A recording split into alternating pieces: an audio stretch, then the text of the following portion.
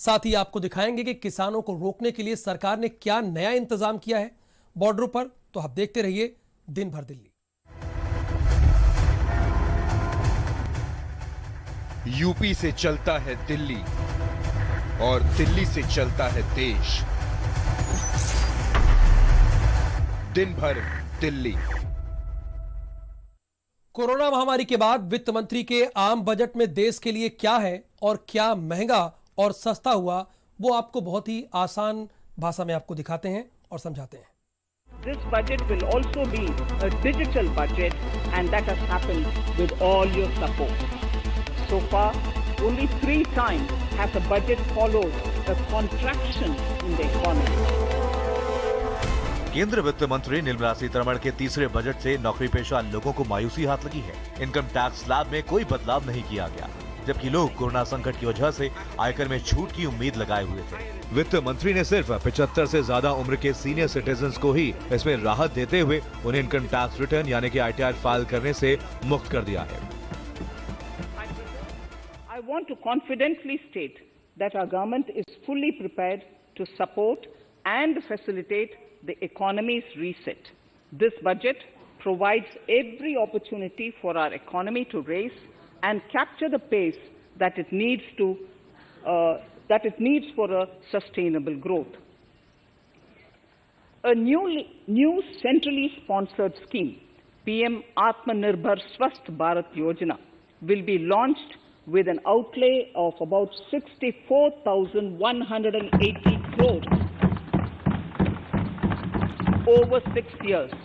This will develop capacities of primary, secondary and tertiary care health systems, strengthen existing national institutions and create new institutions to cater to detection and cure of new and emerging diseases. This will be in addition to the National Health Mission. वित्त मंत्री निर्मला सीतारमण के आम budget से जहां पर mobile phone और charger, auto parts और silk उत्पाद की कीमतों में इजाफा हुआ है, वहीं सोने चांदी, स्टील, लोहा, नायलॉन वस्त्र आदि की कीमतों में कमी आई है।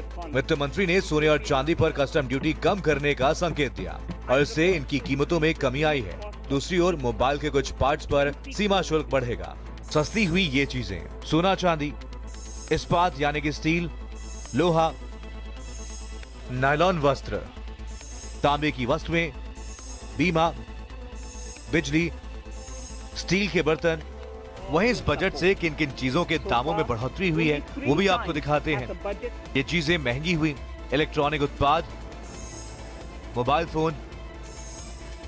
फोन चार्जर, आयातित रत्न यानी कि कीमती पत्थर, चमड़े के जूते, आयातित ऑटो पार्ट्स, सिल्क उत्पाद, petrol diesel, solar cell.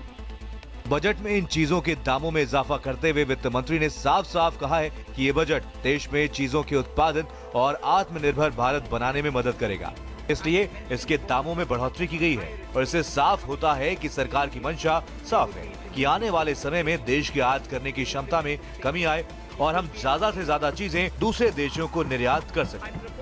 Special desk, Bharat समाचार। आम बजट को लेकर सरकार से लेकर विपक्ष का क्या कहना है, साथ ही आम जनता ने बजट को कैसे देखा है, वो आप हमारी इस रिपोर्ट में देखिए।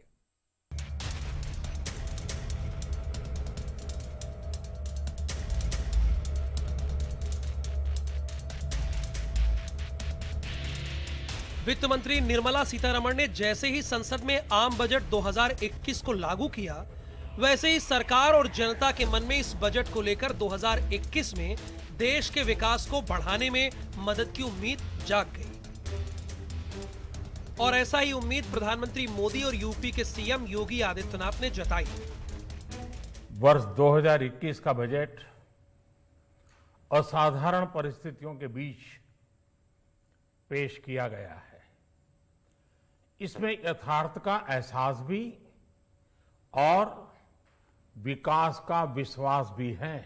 आज के बजट में आत्मनिर्भरता का विजन भी है और हर नागरिक, हर वर्ग का समावेश भी है। तो ये बजट सर्वसमावेशी, सर्व कल्याणकारी और आत्मनिर्भर भारत की मंशा से देश के गांव का, गरीब का, किसान का, नौजवान का, महिलाओं का और समाज के प्रत्येक तबके के लिए कल्याणकारी होगा। सबका साथ, सबका विकास और सबके विश्वास पर यह बजट खरा उतरेगा। बजट 2021 को लेकर रक्षा मंत्री राजनाथ सिंह, नितिन गडकरी और अश्विनी चौबे ने भी उम्मीदें जताई है कि इस बजट से भारत वापस दुगनी रफ्तार से अर्थव्यवस्था को बढ़ा पाएगा। इसके पहले भी 5 मिनी बजट एक प्रकार से सरकार के द्वारा पेश किए जा चुके हैं। कई पैकेज की घोषणा हुई है, जिसमें एक आत्मनिर्भर भारत का भी पैकेज महत्वपूर्ण है। तो मैं समझता हूं कि यह बहुत ही ये शानदार बजट है और इसकी जितनी भी प्रशंसा की जाए वह कम है। पहली बार रिसर्च के बारे में भी बहुत अच्छा इंपॉर्टेंस वित्त मंत्री ने दिया है। देश के इकोनॉमिक ग्रोथ को बढ़ाने वाला, नए रोजगार निर्माण करने वाला और कोविड के कारण जो कुछ इफेक्ट्स है एमएसएमई पर, इंडस्ट्रियल डेवलप पर, जीडीपी ग्रोथ पर, वो सब इफेक्ट में निश्चित रूप से इस बजट से अच्छा परिणाम होगा। यह बजट आत्मनिर्भर भारत को मजबूत बनाने का बजट है। सभी सेक्टर को ध्यान में रखते हुए, विशेषकर स्वास्थ्य सेक्टर में आपने देखा कि लगभग 137% की वृद्धि की गई है और 2,23,000 करोड़ से भी ज़्यादा का ये वृद्धि है। और कुल मिलाकर के हम ये कह सकते हैं कि ये बजट 70,000 गाँवों को मजबूत करेगा। वहीं बजट 2021 को विपक्ष ने पूरी तरह से नकार दिया है। निशाना साधते हुए कहा गया है कि इससे देश को कुछ भी नया नहीं मिलने वाला है। इस बजट के आने के बाद ये बजट गरीब के लिए, किसान के लिए, नौजवान के लिए निराशा से भरा हुआ बजट है।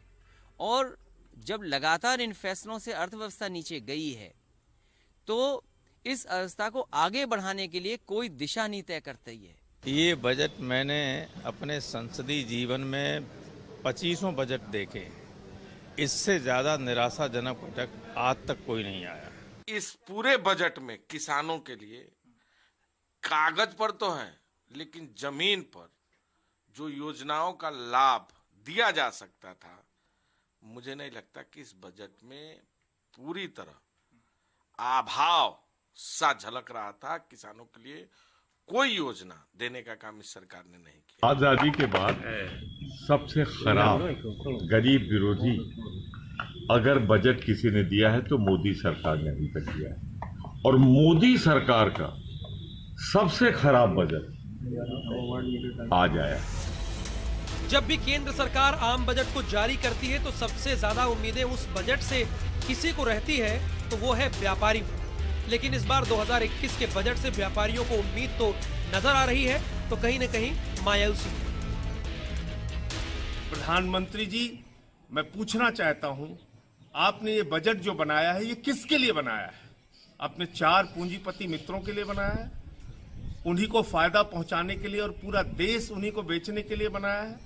तो मुझे लगता है कि अब ये देश की जनता समझ रही है कि आप 130 करोड़ लोगों के प्रधानमंत्री नहीं बल्कि अपने 4 पूंजीपति मित्रों के प्रधानमंत्री हैं और उन्हीं के हाथ पूरे देश की संपत्ति को आप गिरवी रखना चाहते हैं।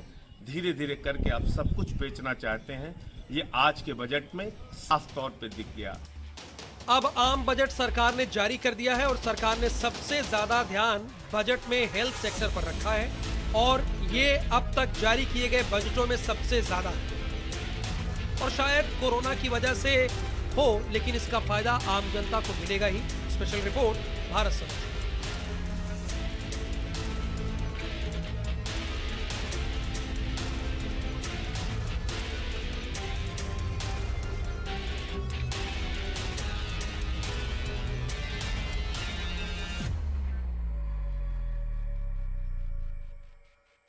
वित्त मंत्री निर्मला सीतारमण ने बजट पेश किया। करीब 2 घंटे के बजट भाषण में निर्मला सीतारमण ने कई सेक्टरों के लिए बड़े ऐलान किए।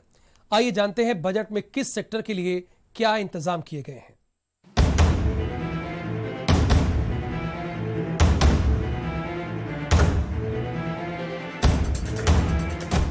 वित्त मंत्री निर्मला सीतारमण ने साल 2021-22 के लिए सोमवार को संसद में बजट पेश कर दिया। लंबे चौड़े दस्तावेज नहीं बल्कि टैबलेट के साथ निर्मला सीतारमण ने देश का बजट लेकर सबके सामने आई। पहली बार वित्त मंत्री ने पेपरलेस बजट पेश किया। इस बजट में केंद्र सरकार ने सभी वर्गों के लिए सहूलियतें देने का दावा किया है। वित्त मंत्री ने संसद में कहा कि कोरोना के कारण देश ने काफी लंबे वक्त तक आर्थिक संकट का सामना किया है। लगातार 2 बार जीडीपी माइनस में चली गई, लेकिन उसके बाद भी सरकार ने सभी वर्गों का खास ख्याल रखा है।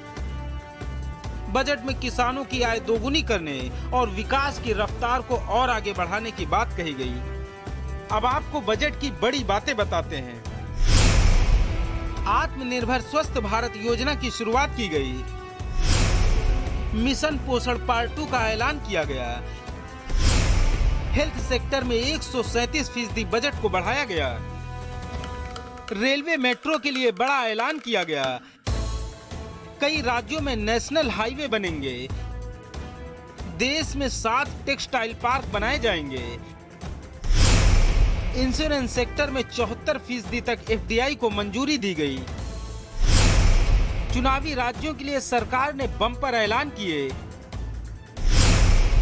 पश्चिम बंगाल में इकोनॉमिक कॉरिडोर को मंजूरी मिली।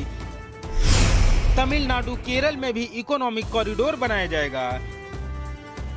एक देश एक राशन कार्ड की व्यवस्था की गई। 2022 तक किसानों की आय दोगुनी करने का वादा किया गया। सीनियर सिटीजन को टैक्स में बड़ी राहत दी गई। 75 साल से ज्यादा वालों को आईटीआर नहीं भरना पड़ेगा। इनकम टैक्स स्लैब में सरकार ने इस बजट में कोई बदलाव नहीं किया।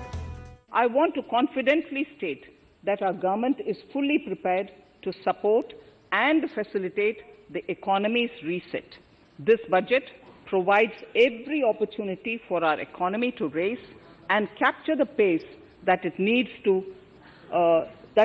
for a sustainable growth. A new centrally sponsored scheme, PM Atmanirbhar Swasth Bharat Yojana, will be launched with an outlay of about 64,180 crores over 6 years. This will develop capacities of primary, secondary and tertiary care health systems, strengthen existing national institutions and create new institutions to cater to detection and cure of new and emerging diseases. This will be in addition to the National Health Mission.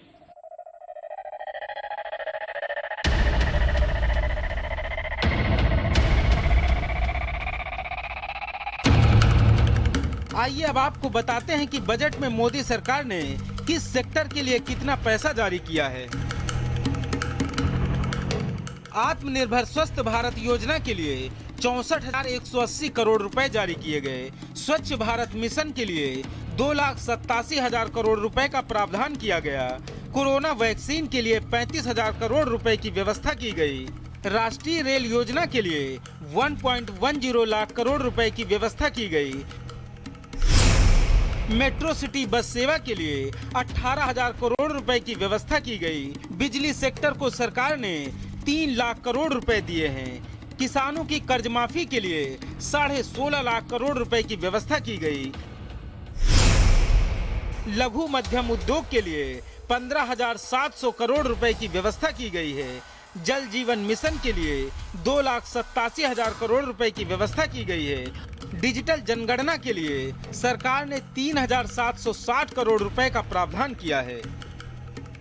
वित्त मंत्री ने संसद को बताया कि corona संकट काल में सरकार ने आत्मनिर्भर भारत पैकेज के तहत 27 लाख करोड़ रुपए की सहायता राशि जारी की थी।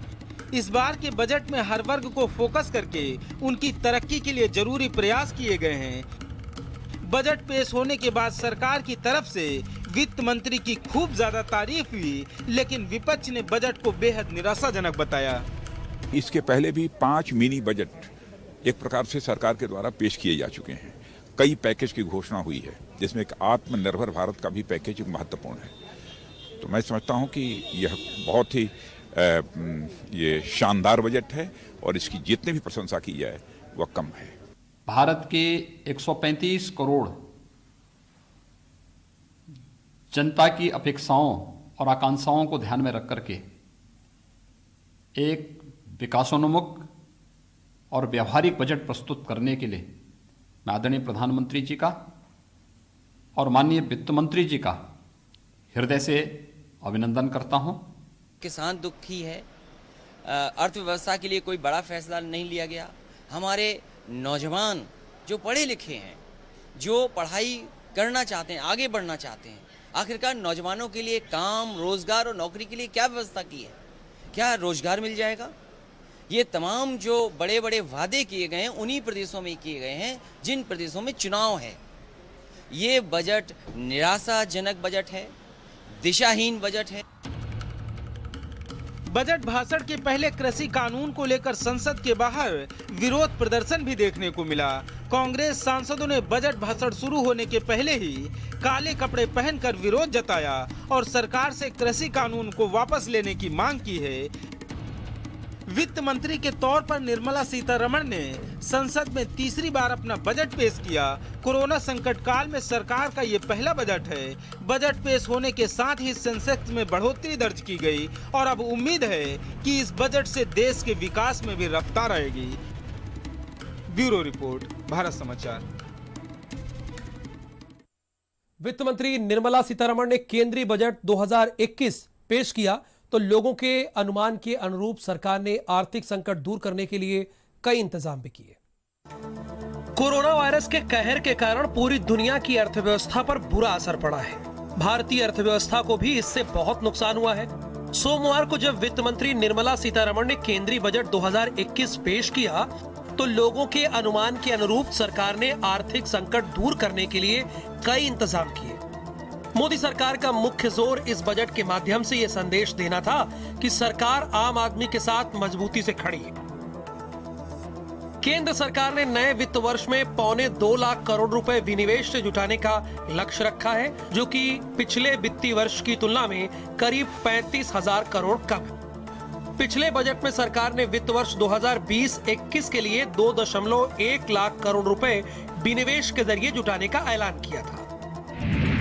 बीपीसीएल की हिस्सेदारी बेचेगी सरकार।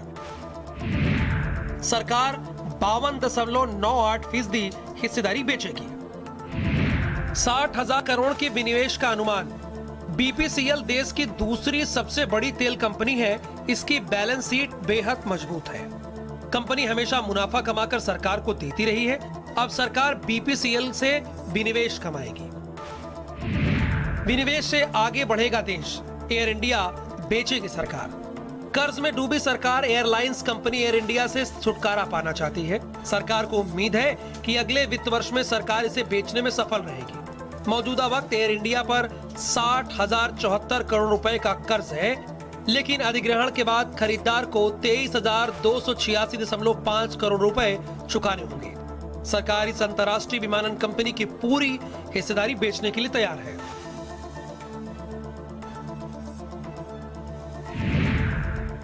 LIC का IPO लाएगी सरकार। अगले वित्त वर्ष में सरकारी इंश्योरेंस कंपनी LIC का IPO लॉन्च करने की तैयारी में है।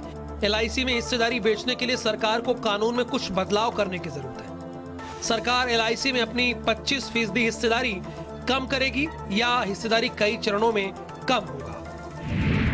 IDBI बैंक का विनिवेश। सरकार IDBI बैंक में अपनी हिस्सेदारी बेचने की तैयारी में है। IDBI बैंक में LIC के 51% और सरकार की 47% हिस्सेदारी है। LIC IDBI बैंक में अपना हिस्सा बेचने की इच्छुक है। वहीं सरकार ने पेट्रोल और डीजल पर भी टैक्स बढ़ाया है। इस बार सरकार ने न केवल बजट को लागू किया बल्कि ये भी बताया कि वो बजट के लिए पैसों का इंतजाम कहां से और कैसे करेगी। और ऐसा करने की साफ वजह यही नजर आ रही है कि सरकार चाहती है कि वो देश की जनता को बता सके कि सरकार पैसा कहां से और कैसे ला रही है। स्पेशल रिपोर्ट, भारत समाचार। टिकरी बॉर्डर पर पुलिस ने कीलों की दीवार बना दी है तो दूसरी तरफ राकेश टिकैत के ऐलान ने सरकार को परेशानी में डाल दिया है। क्या है राकेश टिकैत का ऐलान, आपको अपनी इस रिपोर्ट में दिखाते हैं।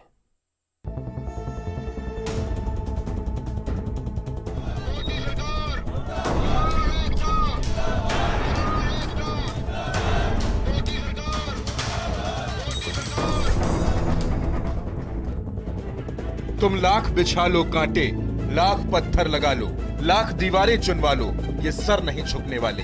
किसानों ने जो तय कर लिया है वो तय कर लिया है। किसान आंदोलन को कमजोर करने के लिए सरकार लगातार बॉर्डर पर बैरिकेडिंग लगवा रही है, तो कहीं कई राउंड कटीले तार लगाकर किसानों और रोड के बीच भारत पाक सीमा से भी मजबूत बॉर्डर बना दिया है। एक तरफ जहां गाजीपुर बॉर्डर हो या सिंघू बॉर्डर या फिर टीकरी बॉर्डर, हर जगह सुरक्षा के नाम पर घेराबंदी की जा रही है और आंदोलन में नए किसानों को आने से रोका जा रहा है। और इस बार तो टीकरी बॉर्डर पर पुलिस ने वो कारनामा कर दिखाया जिसे देखकर आपको हंसी भी आएगी और गुस्सा भी। किसानों के समर्थन में आने वाले लोगों को रोकने के लिए सरकार ने पहले तो टीकरी बॉर्डर पर गड्ढे खुदवाए, फिर उसमें सीमेंट और कंक्रीट का मसाला डालकर लंबी कीलों को लगाकर एक पूरी कीलो की दीवार बॉर्डर पर बना दी, जिससे आंदोलन में शामिल होने वाले कोई किसानों के बीच में जा ही ना पाए। वहीं खुद पुलिस वाले भी अपने अपने हाथों में लोहे के कवच पहनकर और सरिया लेकर घूम रहे हैं, जिससे अगर किसानों से उनकी झड़प होती है तो वो तलवार के हमले से खुद को बचा सके। वहीं गाजीपुर बॉर्डर पर किसान आंदोलन के समर्थन में धरना दे रहे राकेश टिकैत ने बड़ा ऐलान करते हुए कहा कि वो अमृतसर स्वर्ण मंदिर मत्था टेकने जाएंगे और देश भर में 40 लाख ट्रैक्टर लेकर देश भर में घूमेंगे। 40 लाख ट्रैक्टरों का टारगेट है। जब 40 लाख ट्रैक्टर जत्थे में शामिल हो जाएंगे देश में, उसके बाद में फिर आगे का प्रोग्राम बताएंगे। जब यात्रा ट्रैक्टर से निकलेगी वो उत्तर प्रदेश, मध्य प्रदेश, राजस्थान, येर, कर्नाटक और वनलक को, तो ट्रैक्टर पर ट्रैक्टर जुड़ते चल जाएंगे। जो भी ट्रैक्टर उसमें शामिल होते रहेंगे तो अनुमानित है कि देश में 40 लाख ट्रैक्टर उस यात्रा में शामिल होंगे। हमको तो 7 साल हो गए, प्रधानमंत्री से बात करना चाहते हैं हम तो 7 साल हो गए हमको। वो नंबर जरूर बता दो कि कौन से नंबर पे हम बात करके बात करें। हमारे हैं कि बिल 3 कानून जो बने हुए हैं, जो 3 बिल है वे वापसी होंगे। एमएसपी पे कानून बनेगा। इस पूरे 26 तारीख के प्रकरण की जांच होगी। किसने तिरंगे का अपमान करा है उसकी जांच होगी। एक तरफ सरकार पहले गड्ढे खुदवाकर फिर बैरिकेडिंग में तार लगवाकर और आखिर में रास्ते में कील बिछाकर किसान आंदोलन को कमजोर करने की कोशिश कर रही है, तो दूसरी तरफ किसान हैं जो हर दिन एक नए कदम से सरकार को चौंकाते हैं। और अब राकेश टिकैत के बड़े ऐलान ने भी कुछ ऐसा ही कर दिखाया है और आगे ये आंदोलन क्या मोड़ लेने वाला है इसकी नई इबारत भी लिखती है। स्पेशल रिपोर्ट, भारत समाचार।